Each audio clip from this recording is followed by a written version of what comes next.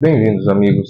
No vídeo de hoje eu quero fazer algumas considerações sobre a injustiça e o ressentimento a partir do enredo, e sobretudo do personagem principal do romance Silas Marner, o Tecelão de Reveille, de George Eliot, que autora inglesa, não é, que escreveu sob o nome de pluma George Eliot, é Mary Ann Evans. Talvez o seu livro mais conhecido seja Middlemarch.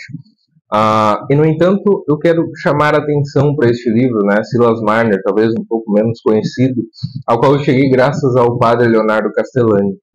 Eu vou falar brevemente do enredo deste livro, tá?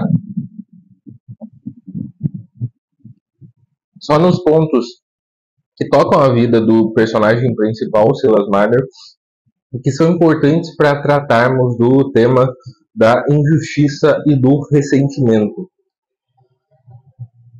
O Silas Marner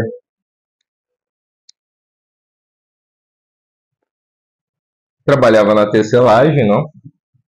Como é o subtítulo, como o subtítulo já nos mostra, provavelmente aí na primeira metade do século XIX na Inglaterra. Ele era um homem que pertencia à sua comunidade. A autora não fala a qual comunidade, não cita o nome de uma cidade, pelo que eu me lembro, não é? E ele era também membro de uma comunidade religiosa que se reunia frequentemente, chamada Lantern Yard, certo?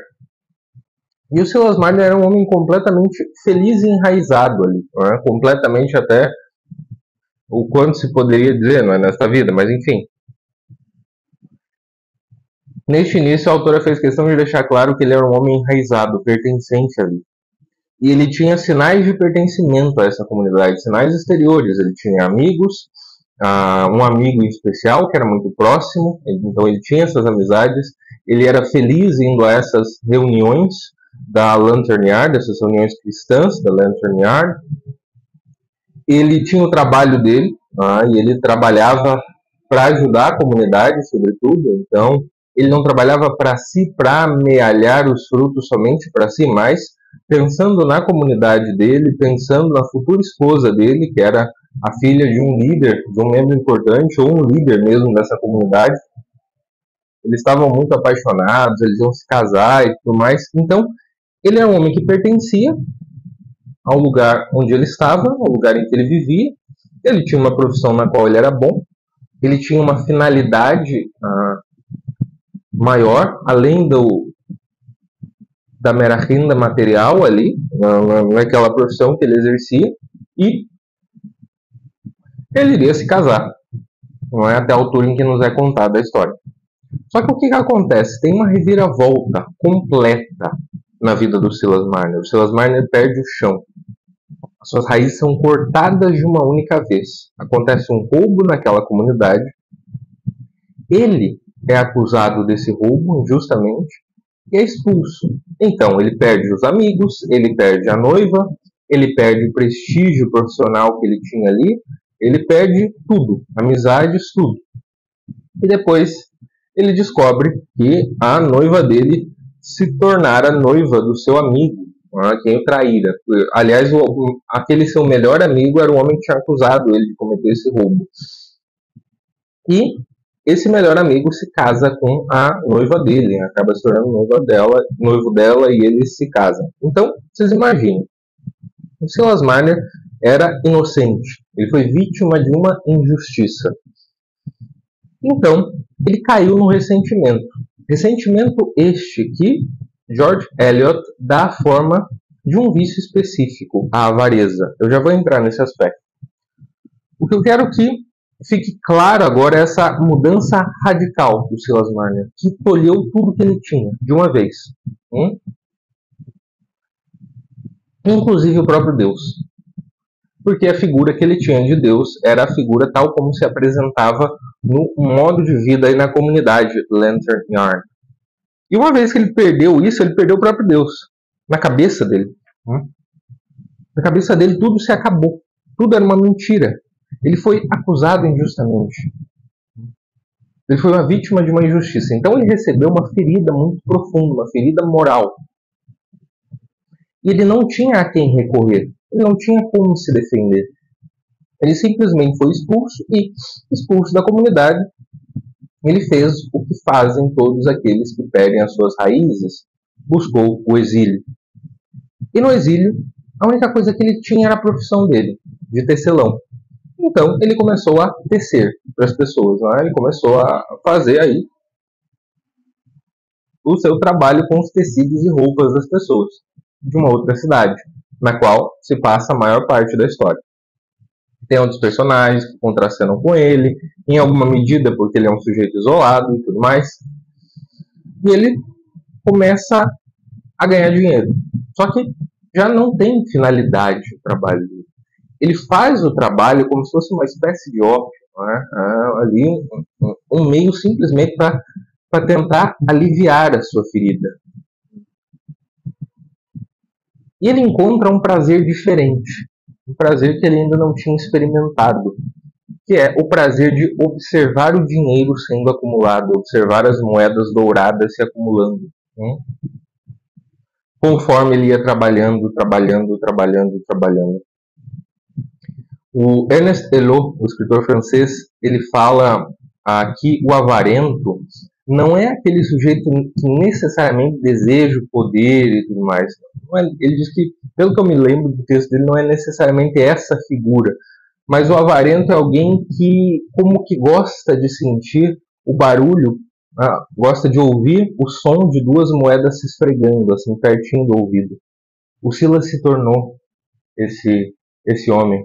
Em um determinado momento, o narrador diz que ele tem um prazer, sobretudo quando ele volta para casa, né, depois de entregar um trabalho. Ele trabalhava em casa, mas ele volta depois de ir fazer uma entrega, receber o dinheiro, e como parece que as moedas, ao anoitecer, elas brilhavam mais aos olhos dele, né, em comparação à noite que caiu.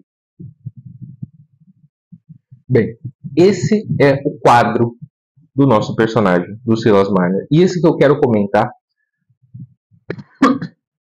a partir de um texto sobre o ressentimento que o padre Castellani escreveu no romance Los Papeles de Benjamín Benavides. E quem escreveu esse texto é um ensaio que aparece no meio do romance, sobre injustiça e ressentimento. E quem escreveu esse ensaio foi o personagem principal do romance, Benjamín Benavides, Don Benia. E é interessante que o padre Castellani, eu acho que em Psicologia Humana, ele fala aqui, Psicologia Humana, quando ele está fazendo a caracterologia do imperador romano Tibério, o ressentido. Ele diz que curou a sua tentação, a sua tendência ao ressentimento, escrevendo 3 livros. E parece-me que um deles foi Los Papeles de Benjamín Benavides. E bom, Silas Marner então se torna um avarento. Segundo o padre Castellani, no livro, acho que é no primeiro livro dele de crítica literária, e foi a partir daí que eu conheci Silas Marner, ele diz que é o melhor avarento que ele tinha encontrado na literatura. O melhor avarento. O melhor exemplo de avarento era o Silas Marner, de George Eliot. Então eu fui atrás do livro, de fato é um exemplo excelente, porque o Silas transforma o dinheiro material mesmo, e aí é muito fácil da gente enxergar, num ídolo.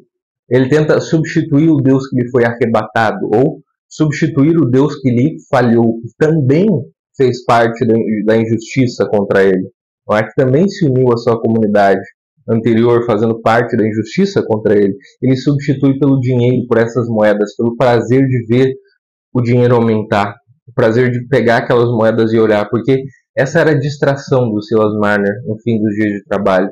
Ele ia olhar para ver quanto dinheiro ele tinha reunido depois de muito tempo. Ele ia ver esse dinheiro aumentando no trabalho e ele não ia fazer nada com esse dinheiro. Ele não planejava fazer nada, ele só guardava como avarento. E o fato é que ele se tornou um homem sisudo, raivoso, rancoroso. Ele não falava com ninguém na sociedade em que ele trabalhava, praticamente, a não ser por assuntos profissionais. Ele não tinha amigos, não tinha proximidade, não frequentava a igreja local, nem absolutamente nada. Nada. Pelo que fizeram com ele, Ele se fechou para o mundo, ele se fechou para a vida. E nesse fechamento, a substituição que ele encontrou, ele manifestou o seu desamor no acúmulo do dinheiro, tá bom? E diz o padre Castellani nesse ensaio, não é? na pena do seu personagem Benjamin Benavides: uma injustiça não reparada é uma coisa imortal.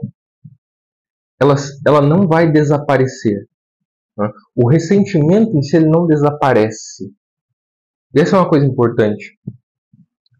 O padre Castellani também, no Psicologia Humana, quando ele está fazendo a caracterologia do Tibério, ele menciona outro livro dedicado ao Tibério. Eu fazia a caracterologia do Tibério, que é um livro escrito pelo Gregório Marañón, um médico espanhol, membro da geração de 98, médico e filósofo espanhol.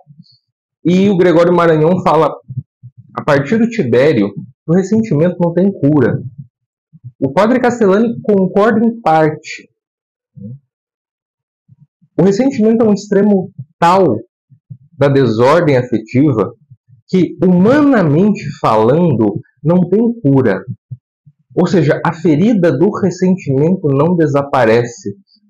E esse é um dos motivos também pelos quais eu acho que o padre Castellani menciona o espinho na carne de São Paulo. Né? Ele disse que há indícios de que esse espinho na carne de São Paulo, e aí é uma hipótese que ele levanta, pudesse ser o ressentimento também. E no caso do Silas Marner, essa injustiça não reparada faz, como eu falei, que ele perdesse o fundamento da realidade para ele. Ele perdeu completamente o chão em que ele pisava. Então, de algum modo, esta ferida o destruiu. Não por inteiro, mas boa parte dele. Causou um dano de destruição imenso. E diz o padre Castellani que uma dor moral como essa, que motiva o ressentimento, é ferida, convulsão e tormenta.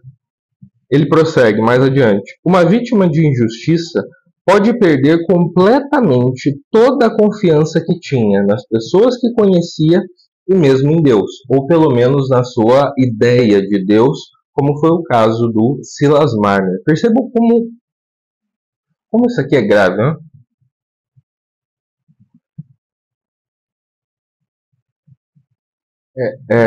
Talvez seja nesse sentido também o Piper cita São Paulo, quando ele fala da virtude da justiça, que o pecado fica retido nas malhas da injustiça. Por isso que muitas vezes a injustiça pessoal, claro, estou falando aqui de uma virtude, de um vício no caso, né? Estou falando do extremo oposto do vício da justiça, da virtude da justiça, o vício da injustiça. Ele pode arrebentar com alguém de tal modo, ele causar uma dor moral, né? Que mova essa pessoa, o injustiçado, a odiar a realidade, a guardar esse rancor. E essa injustiça pode começar na infância, pode ser uma série de coisas. A gente pode aqui praticamente igualar a injustiça e trauma, por exemplo. No sentido de que, não seria igualar, mas colocar como causa e consequência, não é? Um trauma é a consequência de uma injustiça. E essa ferida moral aqui pode ser um trauma, pode ser uma experiência de injustiça tremenda, da qual o sujeito, ele não tem como se livrar. Ele não tem como se livrar, não tem como desfazer aquilo. Então ele vai ter que aprender a lidar com aquilo, a viver com aquilo, como é o caso do Silas Marner. O enredo, e isso é fascinante também no romance de George Eliot, o enredo não volta para a comunidade de Lantern Yard. Nós não sabemos mais o que aconteceu com aquelas pessoas. A injustiça não é reparada para o Silas. Essa injustiça não é reparada para o Silas. E, no caso dele, outro agravante aqui, ele recebeu os golpes mais duros das mãos mais amistosas, o melhor amigo, a noiva, a comunidade e na sua cabeça o próprio Deus. De algum modo o permitiu ou foi conivente com aquilo que lhe fizeram.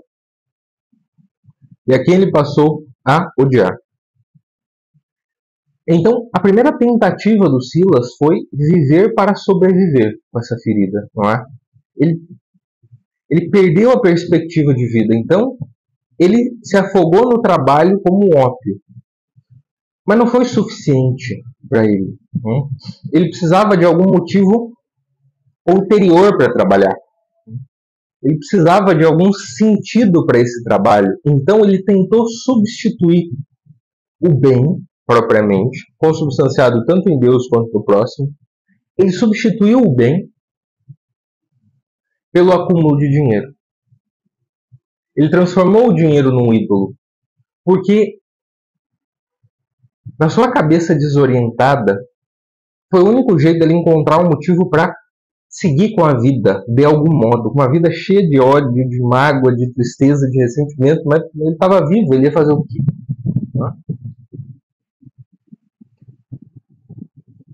Sobreviver só não dava. Ele iria para a loucura. Simplesmente subsistir. Então, ele encontrou um ídolo, um atrativo no dinheiro. E, como eu disse para vocês, o padre Castellani concorda com Gregório Maranhão, em parte, dizendo que humanamente não há, só humanamente, não há uma cura para o ressentimento. Não dá. É preciso a graça divina, é preciso a intervenção de Deus. E a intervenção de Deus, a graça não tolhe a nossa natureza, certo? Mas ela a aperfeiçoa. Então,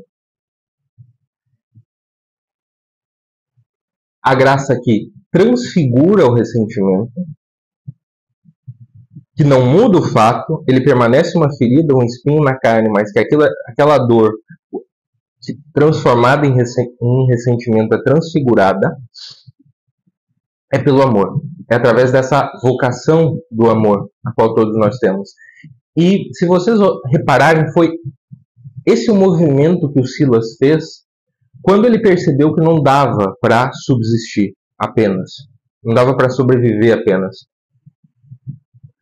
E mesmo naquela sua vida de trabalho, de mero sustento, ele precisava de alguma coisa além. Porque ele precisava amar. Nós vivemos amando. Nós vivemos amando. Meu amor é o meu peso, né, conforme Santo Agostinho. Então, ele colocou esse amor num objeto inferior, que foi o dinheiro. Então ele desordenou. Seu amor foi desordenado. E nesse sentido, de amor desordenado, é que a avareza é um pecado capital. Certo? E, portanto, o grande remédio do veneno da injustiça é afogá-la em amor. Porque diz o padre Castellani, só o amor cura as feridas da alma, e só um amor sem medida as feridas desmedidas. A única cura para o ressentimento, segundo o padre Castellani, é transfigurá-lo. Ele tem outra expressão que ele coloca na pluma do Dom Benien, dos Papeles de Benjamín Benavides, sangrar para cima. Vai continuar sangrando, só que para cima. Diferentemente do que acontecia até então. Esse é o remédio para o ressentimento, sangrar para cima. Em um dado momento do enredo, e aqui eu conto para finalizar, o Silas Marner era muito míope, né? Então vocês imaginem que ele teve outra decepção na vida. Com esse novo modo de viver, ele teve outra decepção. Qual foi?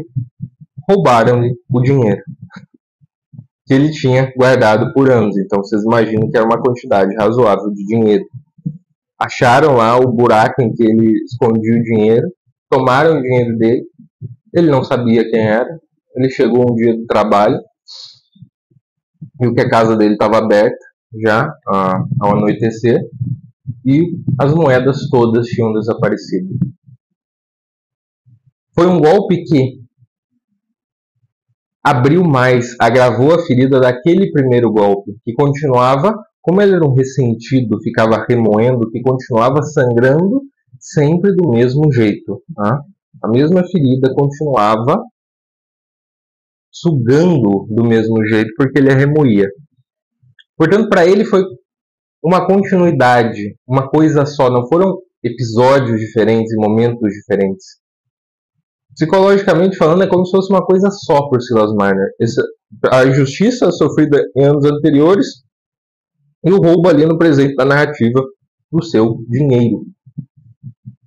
E ele tenta procurar, ele olha para todos os lados da casa, olha em volta, tenta assuntar do jeito dele, mas ele não encontra nem vestígios de quem pudesse ter levado o seu dinheiro.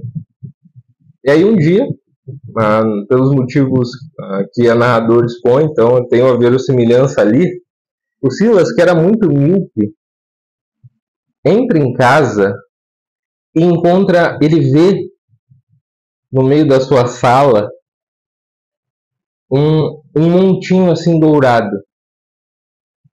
E ele acredita que é o dinheiro, né? Iluminado, tinha uma luzinha acesa lá e ele vê um montinho assim dourado. E ele acredita que é o seu dinheiro que é devolvido. E quando ele se aproxima desse monte, ele percebe que eram os cabelos cacheados de uma menininha, de uma criança, que tinha aparecido na sua casa, sozinha, sem os pais. E é graças a essa menina que o ressentimento do Silas vai ser transfigurado. Graças a essa criatura, a quem ele foi incumbido de cuidar.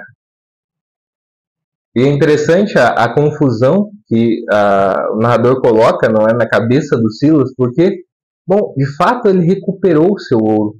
Ou melhor, ele conseguiu um ouro muito mais valioso do que o que ele tinha, material, formado por moedas. Né? E é interessante também como George Eliot coloca na narrativa o que o padre Castellani disse conceitualmente, não é? Que o remédio único para o ressentimento é o amor. Certo? E, bom, há alguns anos eu escrevi um ensaio sobre injustiça e ressentimento em Silas Marner. Eu vou deixar o link para vocês aqui na descrição do vídeo. Eu publiquei em Marchando Aureliano. Esse é um livro que também me acompanha, um dos personagens que me acompanham há alguns anos, não é? Eu vou deixar o link para vocês. E espero que este pequeno vídeo tenha despertado o interesse de vocês pela leitura de Silas Marner. Eu acho que vale muito a pena ler. De fato, o Padre Castellani tem razão. Isso provavelmente Silas é o maior avarento da literatura, um grande ressentido que na história, felizmente, encontra esse único caminho possível para o